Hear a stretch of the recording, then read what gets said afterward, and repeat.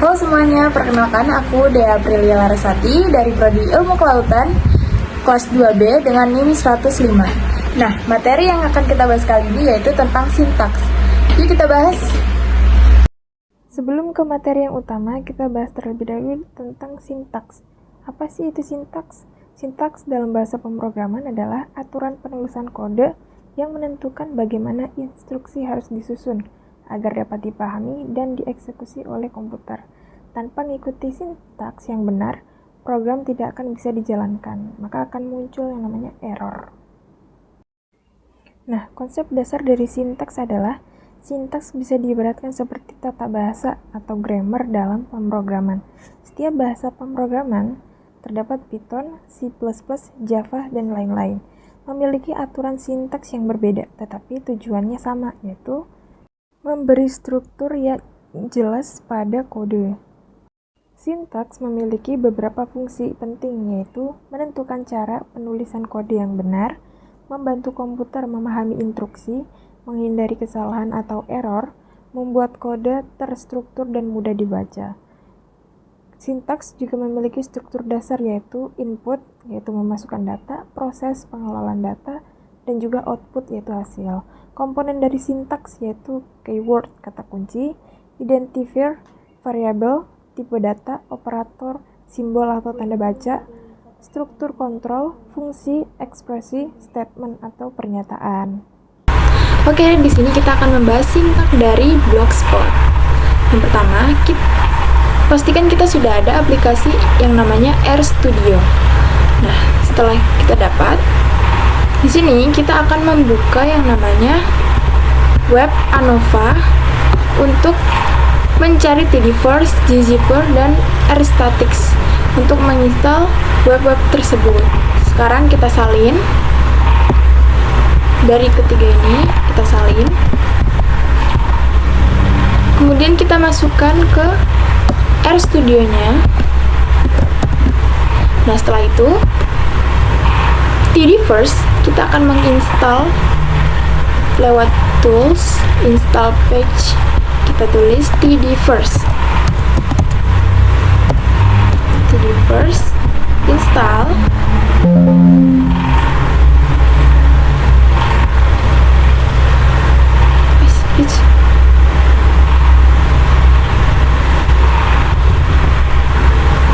Oke. Jika sudah terdownload, kita selanjutnya akan mendownload yang kedua, yaitu Jipper. Lewat tools, install page, kita tulis GGU.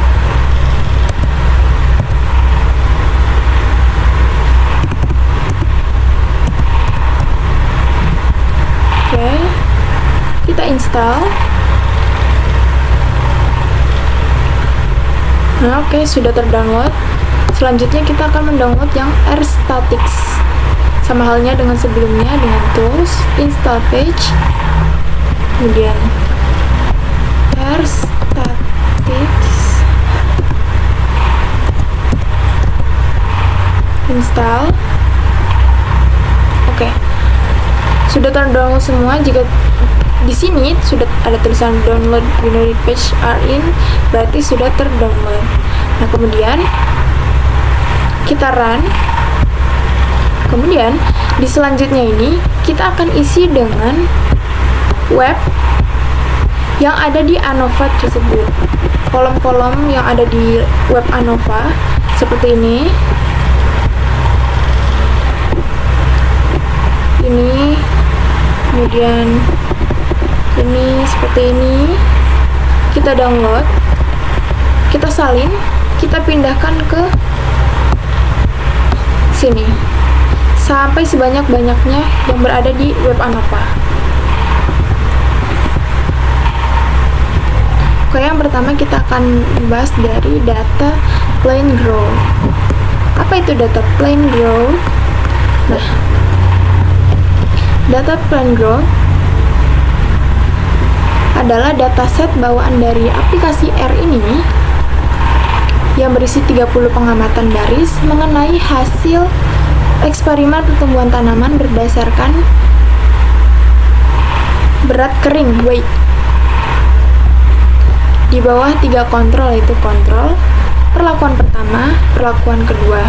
Data ini juga sering digunakan untuk analisis variance ANOVA yang kita pakai sebelumnya, web ANOVA, dan visualisasi. Dan yang kedua ada set 1, 2, 3, 4. Apa itu? Yaitu kita gunakan untuk mengatur nilai awal seed. Acak yang digunakan oleh generator angka post random saat menghasilkan angka acak. Nah, kemudian yang selanjutnya plain growth, persen lebih besar dari persen, sample n by group size 1. Apa itu? Nah, dalam R biasa kita gunakan paket R statics atau dplyr, berfungsi untuk mengambil satu sampel acak yaitu size 1 dari setiap kelompok atau grup yang ada di dalam dataset plain growth. Nah, kemudian ada selanjutnya level plain growth group. Nah, yaitu perintah level dalam bahasa pemrograman R biasa kita gunakan untuk menampilkan kategori unik yaitu level dari variabel grup yang ada di dalam dataset plain growth. Selanjutnya ada plain growth P1 and growth, persen lebih besar daripada persen. Nah, itu adalah sering kita gunakan untuk manipulasi dataset plain growth atau data berat kering tanaman hasil kontrol atau perlakuan menggunakan tipe operator yaitu persen lebih besar daripada persen dari paket dplyr. Biasa diikuti fungsi untuk pembersihan pengelompokan atau ringkasan data. Kemudian ada reorder atau level group order control 1, 32. Apa itu? Yaitu bertujuan untuk mengubah urutan level atau kategori pada variabel faktor group. Nah, kemudian ada plain group persen lebih besar daripada persen, yaitu khusus untuk membandingkan hasil pertumbuhan tanaman berdasarkan kelakuan yang berbeda, yaitu kayak 1:2 seperti itu. Kemudian ada group by group, yaitu dalam sintaks yang kita pelajari sekarang di R untuk mengkelompokkan data berdasarkan kolom tertentu atau grup sebelum melakukan operasi lanjut seperti meringkas atau summarize atau transformasi atau mutate. Kemudian ada get summary start weight type sama dengan min_sd. Nah, itu adalah fungsi dalam bahasa pemrograman R biasa dari paket R statics yang digunakan untuk menghitung statistik deskriptif atau ringkasan data untuk variabel weight atau berat. Oke, sekarang kita yang create a QQ plot of residual. Apa itu? Yaitu sering digunakan untuk memeriksa asumsi atau normalisasi dalam model regresi, yaitu melihat apakah residual terdistribusi normal. Kemudian ada residual model, yaitu perintah dari si R untuk membuat kuantil atau kuantil plot guna memeriksa asumsi normalitas residual pada model statistik. Kemudian ada Shapiro test residuals, yaitu adalah metode statistik untuk menguji apakah data tersebut terdistribusi normal paling efektif untuk sampai sampel terkecil. Kemudian ada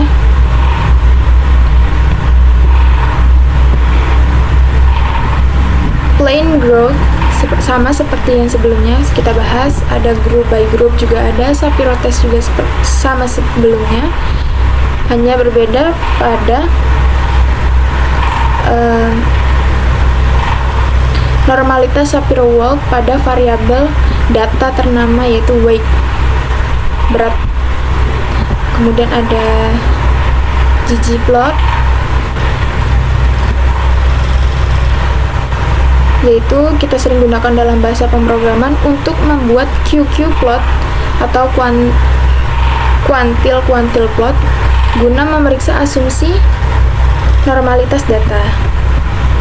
Kemudian kita turun. Plot berfungsi untuk menampilkan plot diagnosis pertama dari sebuah model regresi yang telah dibuat.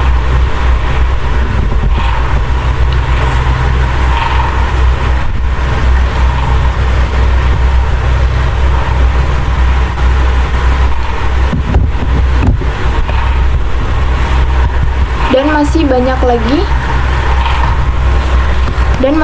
lagi apa ini mas? Dan masih